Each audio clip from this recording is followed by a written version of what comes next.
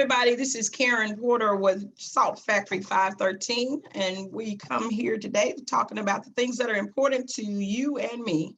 I have a special guest in the studio. Well, she's not in this studio. She's at her house. I'm at my house. Y'all know how we do it during a pandemic. And I will let them introduce themselves. Guest, will you introduce yourself, please? Sure. Hello, I am Gabrielle Spencer. I am a lot of things, I guess. I'm servant of God, mom, daughter, friend. I'm a teacher. I'm a writer. Most importantly, I'm redeemed. So, hey, that's who I am in a nutshell. Amen. Amen. And today we're talking to Gabrielle Spencer. She's an educator with middle schoolers. And I wanted to have a conversation with someone that I knew were in the trenches during this pandemic. And we're talking about education and the pandemic. And it's the 3-question series. I have 3 questions to ask her. I'll ask the question. She'll give me her answer. I'll applaud. She'll say yay. And then I'll go to the second question and the next question. Okay. So are you ready? I'm ready. Okay. The first question is, what have you noticed with your middle schoolers, good or bad, during this pandemic? Um, I honestly is different because we're not in the building together. We're doing this virtually. So it's hard to like notice personalities. Um, Good, they are trying to adjust. Mhm. Trying is hard. Um, a lot of them show up for class. They're trying to show up for life in general. Bad, they miss socializing. Yeah. I don't think that we realize how much, or that some of us might not even like the fact that for children, school is a social thing. Yes, it's learning, but especially for middle schoolers, because they're in that um, transitioning phase. They're Mhm. not babies or little kids anymore, but they're not teenagers yet either. So they're trying to figure out, who am I going to be now that I'm gaining that independence. And it's hard because I think now they're having to do it a little more independently, which Mm. for us, we think that's a good thing. You kind of get to mold yourself without the peer pressure.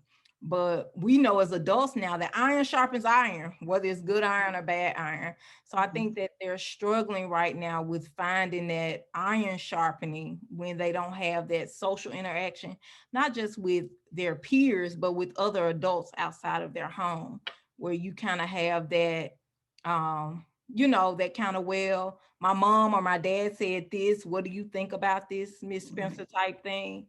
So I think that's the good and bad that I'm noticing, is that they're not getting to have that interaction with each other and with other adults that will kind of help them formulate what's next for them. Okay. Good. I appreciate that. I had like 4 follow-up questions when you said that. I was like, but I'm going to stick with my questions on here first. Okay. Number, Okay. you ready for number 2? Yes. Okay. Are breaks more important now virtually than when teaching face to face, as far as taking breaks throughout the day or whatever? Definitely. And I say that because um I know as much as we want to make things normal, it's not normal. You Mhm. know, you're one thing that I broke away from while teaching was the need to maybe police them. They're at home, so allowing them a minute to maybe drink water, or in your classroom, you wouldn't let them have a snack or something. Also, just I know for my kids, because I'm a mom, before this pandemic, we didn't do a lot of screen time. We didn't do heavy TV watching.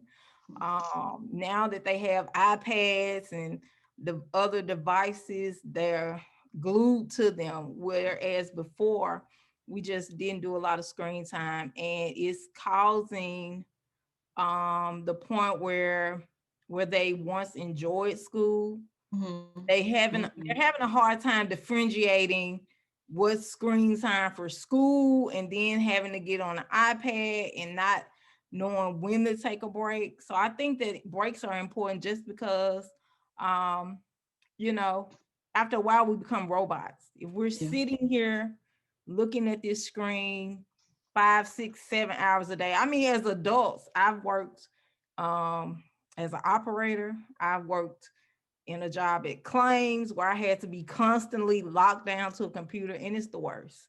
I, Mm. ghetto, would not recommend, So I can only imagine how kids feel, because now they're having to do it. Yes, they're learning skills that they'll Mhm. need as adults, but they're not getting their recess time, you know, even in those 5 minutes from walking to one class to another. That's a break. And Mhm. now it's like you click out of one Zoom and you go into another immediately, So there it's almost like they're becoming robots.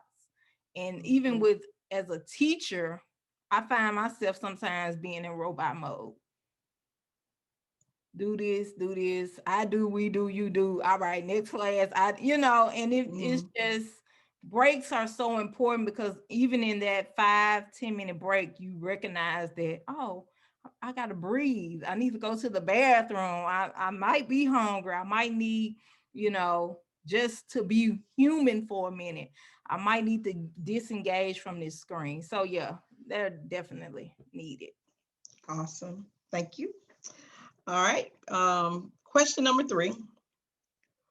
What is your most effective teaching strategy on the virtual platform? I What do you don't know think? if I have one yet. Really?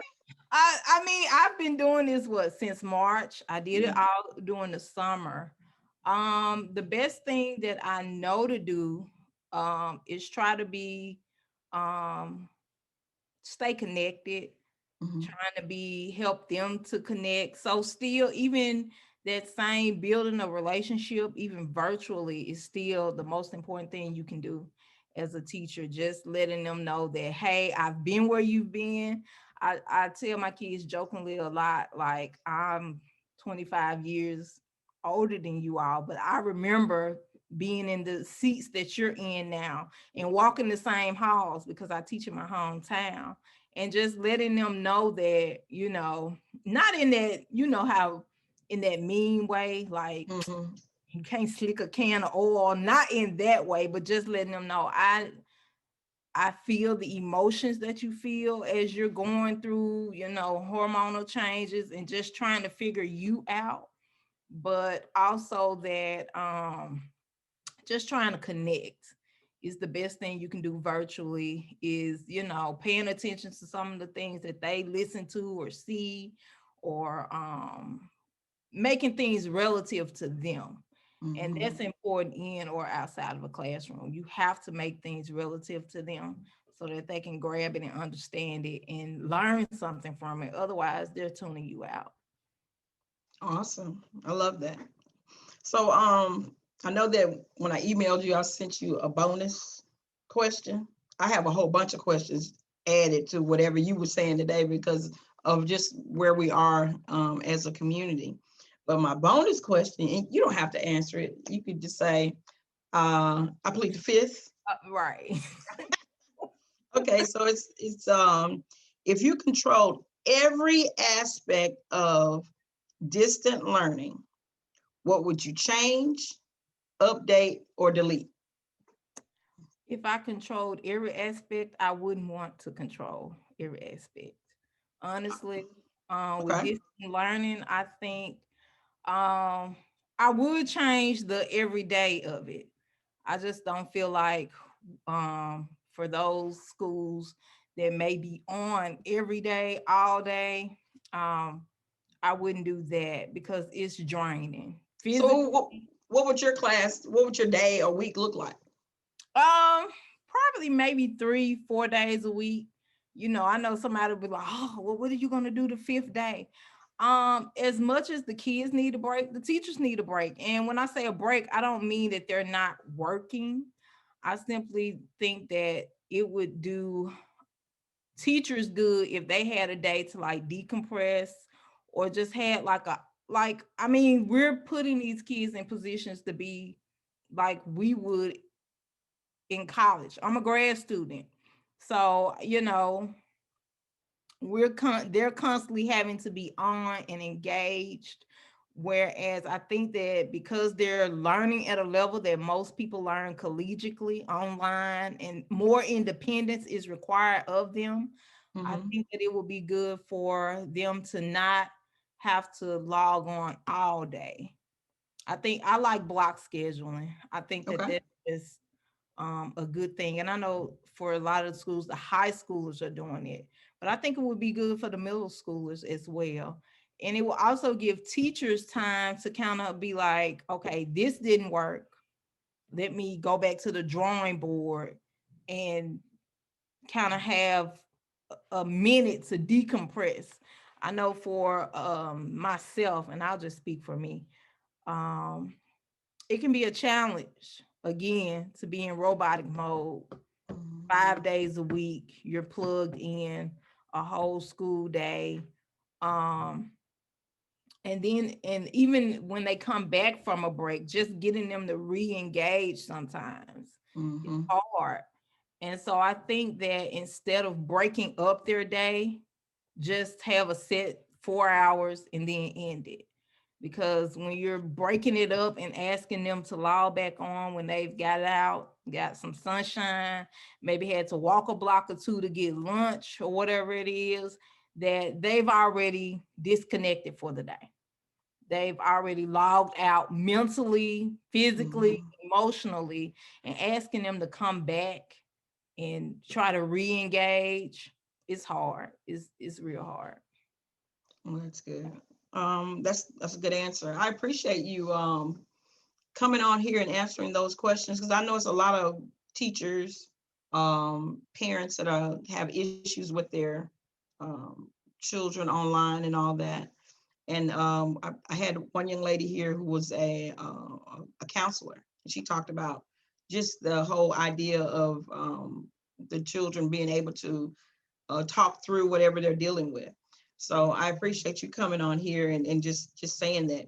Is there, I know it's another question. So is there any advice that you could give a parent, a teacher, or a student that's listening right now, whatever comes to mind to you, about the next half of the year that's coming up, when they go back in January through May, to help them get through this, and hopefully, preferably, we'll get back into the schools sometime next year, maybe. And I don't know if it'll go all the way to May again. I don't know. Yeah. Any advice? Um, for teachers, I think grace and compassion for ourselves, but also for these kids. We don't know what, I mean, we're struggling through things. You may have a family member that's sick, you may have lost a family member. We have Mhm. students who are dealing with the same thing. So just being a little more compassionate, offering some grace, and also recognizing that even though we're in a position where we want to educate these kids, we have to educate them, we need to keep their brains moving. We have to also recognize that we're coming into their space. For a lot Mhm. of them, their comfort zone is home. And even for those who that may not be the case, we're still coming into their space. So in the same way that when they come into our classrooms, we want them to be respectful of our space. Virtually, we have to be respectful of them. And that may mean offering them some grace. I know it's hard to teach to a screen full of black boxes with names, but you don't know what's happening on the other side of that screen. So just being gracious, as a believer, being discerning, knowing that whatever is happening on the other side of that screen, my tone and the way that I deliver anything that I'm giving them, whether it's a lesson, whether it's words of encouragement, that I'm doing it with compassion and some kindness and some love. For parents, um, give yourself some grace. You know, this is structured learning. You know, as a parent, you're your child's first teacher.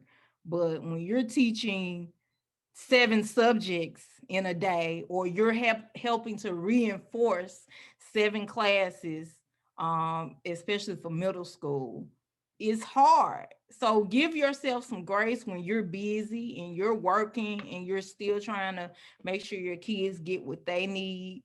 Um, do your best, but don't beat yourself up when you're missing the mark, when you don't maybe call a teacher, or when you're not in the school constantly or online constantly keeping up with everything. Give yourself grace. For the kids. Grace. I can't say it enough, but also knowing that, especially for the middle schoolers, now is the time for you to build some perseverance. Now is the time to build a little independence. Now's the time. I like to tell my kids, I teach 7th grade, you literally have 5 years until high school graduation. And it seems like it's far off, but it's not. And even though you may not be leaving your parents' house immediately, you are getting to that point where you're making decisions. So the decisions that you're starting to learn to make in middle school carry on. So even in the midst of a pandemic, allow yourself some grace, but also know that I'm building a foundation for adulthood now. As a preteen, as a teenager, and ask yourself, what do you want that foundation to look like, and build on it. As a community support, can't stress that enough. Okay. Churches, businesses, retirees, offering just some support, some words of encouragement. You know, if you see a child out on the street, you know, ask them, or someone in your family, how's school going? You know, do you need anything? I know that's something you ask me all the time. What do you need? And I'm like, I don't even know. I don't Right. know. I honestly don't know, because things are changing. So I think that if everyone can just offer some kindness, some compassion, and some grace, and know that we're all doing the best that we can. This is all new, and it's not normal. Right. I'm not going to normalize virtual learning at all. It's not. And I think that the best thing we can all do is stop trying to make this feel like the new normal, and use the opportunity now to make changes that should have been made beforehand, individually, collectively, as a community, as school districts, educationally, looking at what's happening now and say, what can we do to rearrange and change some things, so that we're literally um, keeping or restructuring that foundation of education. And education is beyond a school, Right. and making sure that we're all we're not building something that's going to fall, if that makes sense. It does. It does. Thank you. I appreciate that. That's really good information, especially the grace all the way around for the time that we're in, and then just preparing for future when we do get back to whatever that's going to look like. I think that this is just me personally. I think your kids are, blessed to have you as a instructor, to be able to pour into their lives at this time in their lives. I do have a follow-up question. Do you have one more Yeah, second? go Okay. ahead. So I'm just asking, and I'm just asking. Okay, for the parents that are disinterested, that the kids are like, you can get on there if you want to. They tell them you can get on there if you want to. It don't matter. Just don't even. They don't have that. For children who don't have a support system in the household, is there something that we can do to assist the parent in that, or is there something that we can do to assist the child in that, when there's not that connection, that I'm concerned about your education, or what happens with you with that? The best thing is to encourage them. I tell my students, those who seem like they're disinterested or maybe they don't have the support is that um, this is still a part of you building that foundation again. And Mm-hmm. sometimes you have to self-motivate. You have to self-motivate if things were normal. There are some kids that will have to self-motivate. And so for those who don't have the support, reach out. There's someone around you who can provide you with some support. Reach out to them and ask them, what can I do to make sure that I'm being engaged? Even if that's a teacher, there's always one or two teachers that you have that I can go to that person and they're going to offer me whatever support, even if that's just a pep talk. Hey, we're in this now. We don't know when it's going to end. Even with a vaccine, we don't Mm-hmm. know. But I I always tell my students, you can't just plan for today. You have to make sure that you're looking for the next and the next, and you're looking 10 years ahead, and not necessarily to overwhelm them, but to get their heads back on straight. Okay, what I'm doing now as a 12, 13-year old is going to affect me when I'm 18 and 22, when That's I'm awesome. graduating high school or college or trade school, or even if I go straight into the workplace. Mm-hmm. What I'm doing now affects that. So what can I do differently, good or bad, negative or positive, that's going to make sure that I'm in a good position, mentally, emotionally, physically, spiritually, so that when I'm out literally having to make those decisions on my own, I'm making good decisions. And a lot of that is being a self-starter and looking for mentors. I tell my kids now, you don't have to wait until high school or college to find a mentor. Find somebody now that you look up to, that's walking a decent path, not perfect, but a decent path that you can lean on and say, hey, I don't know how to navigate this. Can you help me? And that may be locally. Mm-hmm. They have access to the internet now, so you can find, you know, resources just about anywhere and everywhere.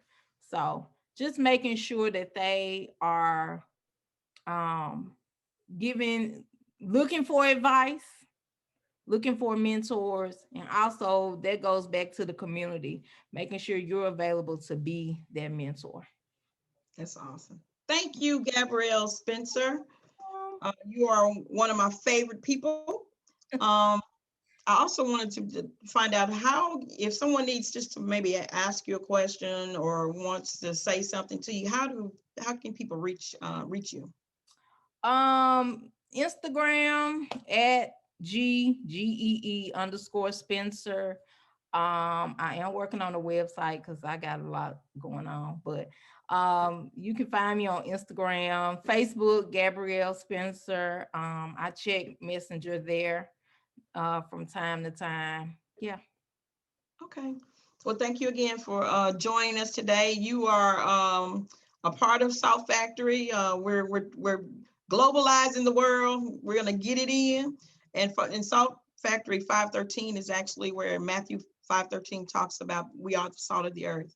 And we are that. We are the preservatives. We are the ones who are supposed to be going out there doing the work, but also being the example as well. So let us continue to be in salt. Salt. I appreciate you, and we'll talk to you next time, okay? Thank you. Bye. Bye.